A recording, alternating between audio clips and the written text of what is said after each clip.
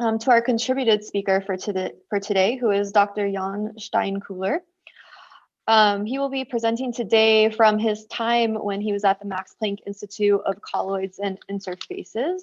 And he will go ahead and take a moment to introduce himself further with his current affiliation as well. And then we'll have his talk for 15 minutes, followed by 5 minutes for questions. So on to you, Dr. Steinkühler. Great, thank you. Yeah, so I will share our experiments on division of synthetic cells. And as you have said, this was done at the Max Planck Institute for Colloids and Interfaces with Maria Dimova and Valpovsky. And since a year, I'm now at the Kamat lab at Northwestern University. So yeah, thank you for having me. And I guess for this audience, you need to motivate this approach of bottom-up synthetic biology, where we try to take usually bio-derived parts and then in this engineering approach, try to combine them to something we call synthetic cells. So I think one big goal of this field is to have synthetic cells which can go under evolution. And for this, you need two things at least. There is replication and division. I will talk about how to divide. So one approach is to take molecular players, so these are usually proteins, from living systems or from the nature we witness today, and try to reconstitute those. And while actually very impressive progress has been made, one general problem is that in cells, because they have already undergone evolution, you have these very complex interactions. So usually you cannot just take one protein to divide a cell, but we need a whole interaction network. So I think it's kind of a fair question to ask. Is there a simpler, maybe so to say, non-canonical way to perform the same function? And if you come from this perspective, you might just say, okay, all cells will have outer membrane, so this is usually a lipid bilayer, and you would start from something spherical. Then you need to form a shape of lower symmetry, which will in the end allow to distribute the components which will make up your new cells, and then you somehow need to close up and finally fission. So in the simple view, already you actually identify important parameters. This is you will always, because you have a compartment, a certain volume to area ratio. And in these rescaled units where the sphere is just one, you just realize from geometry to have two equally sized new entities, you need to have a volume to area ratio of 1/√2. So an obvious first thing we need to control if you want to do this is a membrane volume to area ratio. And the second thing is, if you just look at these shapes, you will see that there's a well-defined series of different membrane curvatures. So we also want to obtain control over membrane curvature. For the first part, in a way, giant unilar vesicles, so these are giant vesicles which are, let's say, 5 to 50 micrometer in diameter. And this is a confocal image of such a vesicle. Red stains for the membrane. They can provide a very natural way to control for volume and area, because one thing is that you have a finite amount of lipids inside this membrane, and typically lipids prefer to stay at their preferred area per lipid. So this means if you try to stretch a lipid bilayer, you might do this for a while, but at 3 or 4% of area difference, you rupture. You want to avoid this anyway, but this also costs a lot of energy. So typically at experiments close to equilibrium, you will have a conserved area of a bilayer. Second thing is that you typically have osmotic constraints. So you have osmolytes, and osmotic forces are really strong. So these will essentially fix the volume of these vesicles. So this is also an opportunity to control for volume to area ratio by just increasing the osmolar concentration outside. So water will leave the interior of the vesicle, and you start to see this, what we call deflated shapes. And you can do this deflation up to the volume to area ratio you want to have. Okay, so we have a handle on volume to area ratio, and the second ingredient will be to control curvature. And here we'll show you first some simulation results with Markus Mierten. So we have this histidine peptide. So these are 6 histidines anchored to a lipid, which is colored here, and it sits in this coarse-grained membrane simulation. where gray are the two leaflets here. And we can try to characterize the effect of this anchored peptide on the lipid structure by, for example, looking at the head group orientation. So these lipids have a certain head group beats, and these head groups have a average orientation compared to the normal direction. And this was plotted here because has a temperature, there's a certain distribution. So you have in gray here is the equilibrium distribution of an unperturbed bilayer of the head group orientation. And now if you think of the lipid shells surrounding this peptide, the closer you get, the more you have perturbed the head group structure. So this is an unfavorable interaction, and the bilayer, because it's a thin sheet and it's fluid, can react to this by bending away. So the membrane actually wants to bend away, and this balance between elasticity of bending and trying to avoid these unfavorable packing effects generates something we call the spontaneous curvature. So the spontaneous curvature is a curvature the bilayer wants to have, and it will adapt this as well under if there are no other constraints. In these simulations, you can very conveniently change the density of the peptide. So we can just plot the spontaneous curvature, which you can measure from the simulation, and peptide density, and you can get this plot and you get the slope. So basically the spontaneous curvature per peptide density. This quantity is quite convenient to compare to experiments, or especially to experiments on natural curvature-inducing proteins. And actually a lot of cells use these what's called the bar domain. So a lot of proteins have this bar domain, and it's a very strong curvature driver, and it's involved in many different processes in cells. And then you see that you will need roughly 10 of these histidine peptides to, so say, generate the same curvature as one bar domain. Well, this is already kind of good, because also this peptide is smaller, so we can easily have more of them. And also, if you kind of take this engineering approach seriously, I actually think one should also try to think of some sort of cost, and this would typically be a currency. So if you think of dollar per amino acids, which would presumably something you would have to pay if you make it synthetically, a bar domain has 210 amino acids. 10 of our histidine peptides have 60 amino acids. So basically, dollar bends the membrane further, and we are also very competitive to the natural system. So this motivates to do this in an experiment. And in the experiment, we have, instead of just a single histidine peptide, we have this fused to a GFP. This has the additional benefit that we can see the GFP on the membrane. But the principle is the same. There will be some sort of interaction between the unnaturally absorbed GFP, which anchors to this histidine, to this MTA lipid, and this will bend the membrane away from the absorbent.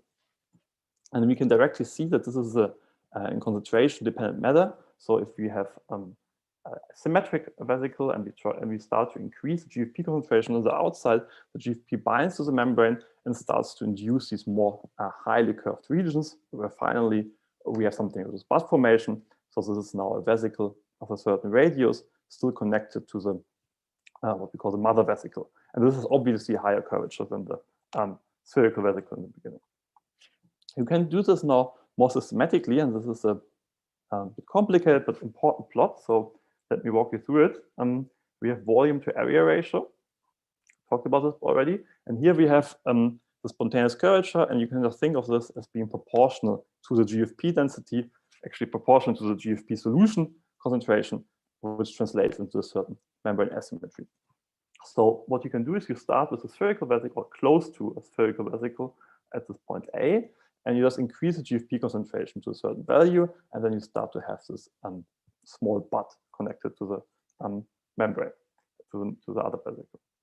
If you start now with a vesicle which has a certain slightly smaller volume to area ratio, and again increase the GFP concentration, you also form a bud, but this seems to have a larger volume. And indeed, if we go all the way down here to this point, close to this point of 1/√2, and start with this prolate, we again increase GFP concentration and then find these two roughly equally sized compartments. What I want to emphasize about this plot is that all of these three shapes here have the same GFP density. So what you already can see here is kind of this competition between the molecular interactions which set a certain spontaneous curvature and the constraints of volume to area, right? So basically this vesicle up here just doesn't have enough excess volume to form a larger bud. You really need to be all the way down here to form this, what seems to be attractive for division. In fact, you might already call this somehow a divided shape, but I want to argue that one should be careful. This, in fact, doesn't necessarily mean that this is really a divided vesicle. You can see this directly in a bleaching experiment. So this is such a dumbbell I showed you before, and we now bleach one of the spheres with a strong laser pulse. So the fluorophores, which are shown in red here, go dark. Over time, you actually see recovery from the second hemisphere for the second sphere, diffusing over here, and then you have half the intensity on this one and recovery on this sphere. So there's obviously still a connection between these two compartments, and we can't resolve this in the optical microscopy, but one can look at simulations. For example, Richard Gosch here has simulated a coarse-grained smaller vesicles, and what you see here is that you get this also these two spheres connected by the thin neck. So this is a neck which approaches the bilayer thickness. So these are the two leaflets. So you really kind of like form a closely, tightly closed neck where these leaflets start to press on each other.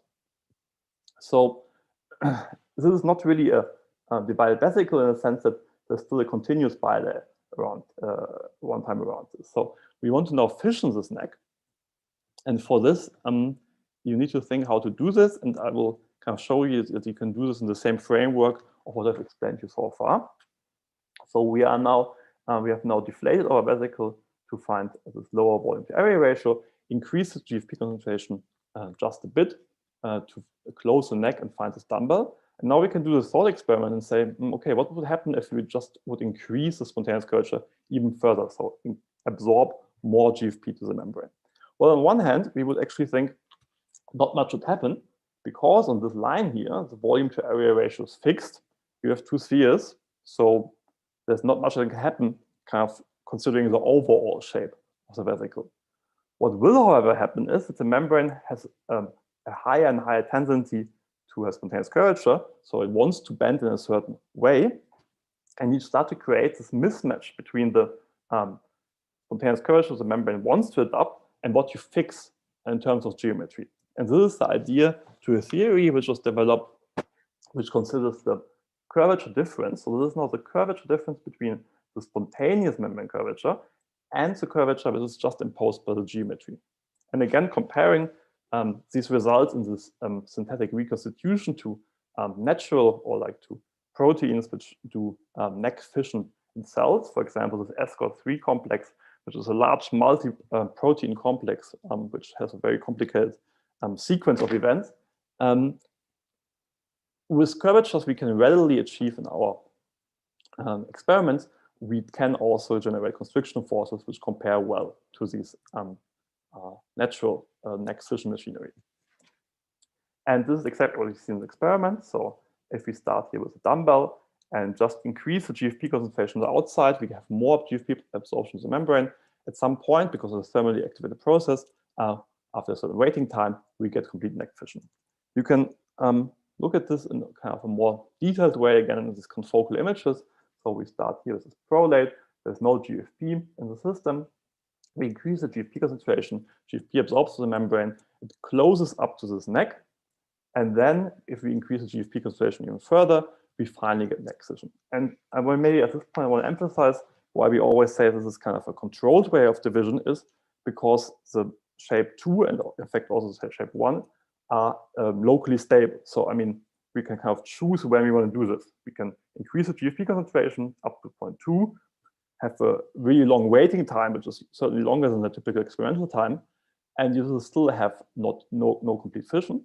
And only at the point where we go to step 3, we will have complete division of the two compartments. Okay, and finally, you can kind of repeat the same assay as I shown you before. We bleach one of the two spheres, and now there is no recovery of fluorescence, indicating that we have really completely fissioned this neck. Okay, so in the last few minutes, I will talk about providing area reservoirs. So if you observe cells, typically cells like to recruit area reservoirs and live at constant osmotic conditions. This is presumably not true for all cells, but typically one would think that there are some sort of area reservoirs which control the outer membrane area. The question is now, can we provide such area reservoirs in our experiments? And for this, we will use a system which has been previously studied, where one can see that a solution asymmetry of just salt and sugar generates these highly bent nanotubes. So these are nanotubes which protrude the vesicle inside. They are below optical resolution, so they just kind of show up as these lines here in the confocal image. But you can think that just because they're also so thin and flexible, they can actually provide quite a lot of excess area inside this vesicle. So now the idea is we might kind of want to try to compete out the initial negative spontaneous curvature. So the negative spontaneous curvature which stabilizes the tubes by adding more GFP to the outside. And this kind of works. So we start with this tubulated vesicle here and increase the GFP solution concentration until we have kind of outcompeted this initial spontaneous curvature to find a prolate shape. And then if we increase GFP concentration even further, we again form buds.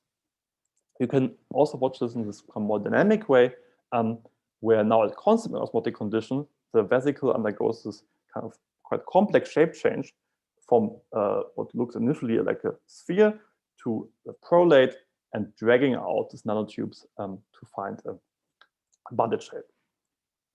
In general, these area reservoirs are kind of interesting systems to study, and we've recently seen that you can have similar nanotubes in vesicles isolated from cells, and these have very interesting mechanical properties. So check out this preprint. So I'm already summing up now. What I want to say is that kind of minimal system for division of lipid vesicle, which we typically use as a synthetic cell scaffold, is really kind of all provided by the vesicle structure. You need membrane asymmetry. Asymmetry is kind of easy to get if you have an inside and outside of a vesicle. And we need area volume constraints, but what we don't need is protein scaffolding, crowding, or domain formation. What I hope I have convinced you is that, think about membrane curvature elasticity, because it provides kind of a good framework to think about these processes. And in fact, you don't only have to absorb proteins, but there's a wide range of possible molecular mechanisms which induces membrane curvature, and in this way also division. So I've already talked about solution asymmetry. You can also have lipid asymmetry, and essentially any interaction with does or doesn't even interact with bilayers, because also depletion layers, for example, will induce some sort of asymmetry. So this is kind of adds a large potential toolbox of things you can use. Yes. So with this, I would like to acknowledge my supervisors back then and the other people involved in this project. Great, thank you very much, Jan.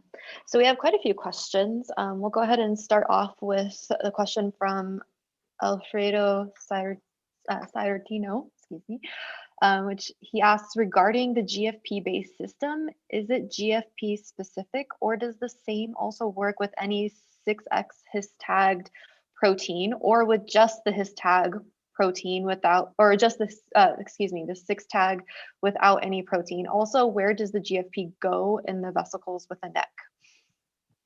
Okay, a good question. So in the simulations, one would certainly think that also works with just a his tag. And in this paper, we have studied one other protein which isn't fluorescent and was also his tagged, and we saw similar effects.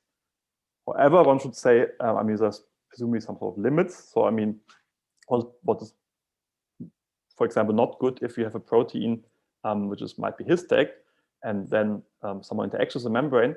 But if it, for example, has a tendency to dimerize or cross-link, this would kind of maybe lead to some sort of domain formation. And these things you might want to avoid if you want to keep it simple. But yes, in general, one can imagine that this will work with a very wide range of proteins. To this neck question, this is true. I mean, in all of these experiments, we kind of assume what I've just said, that there's no so say additional complications of domain formation or depletion in certain regions. This neck is kind of hard to study with the tools we have, or with, I think, any tool one really has in the biophysics field. But we have some experiments where we looked at co-localization with a membrane dye, and it would show that there is no, so to say, specific exclusion of GFP in the neck region. There could be small effects, but they're apparently not very large to interfere with this. Okay, great. And a nice follow-up question comes from Felipe Quiroz. He says, Jan, beautiful work. I understand that experimentally it's easier to control extracellular GFP levels, but I'm curious to know if there are relevant changes to the forces or models if the curvature inducing proteins bind to the inner leaflet of the bilayer as they would in a cell. Yes. So indeed, if you would just use this GFP system, which we have here, and just put it inside a vesicle, you will also see kind of a range of different shape changes. But membrane asymmetry also has a direction and a sign. So you would not see, for example, this shape. If you add the GFP to the inside of the vesicle, you will not have buds which go to the outside, but more buds actually would protrude the vesicle to the inside, which would look more like endocytosis. You could actually also have fission there.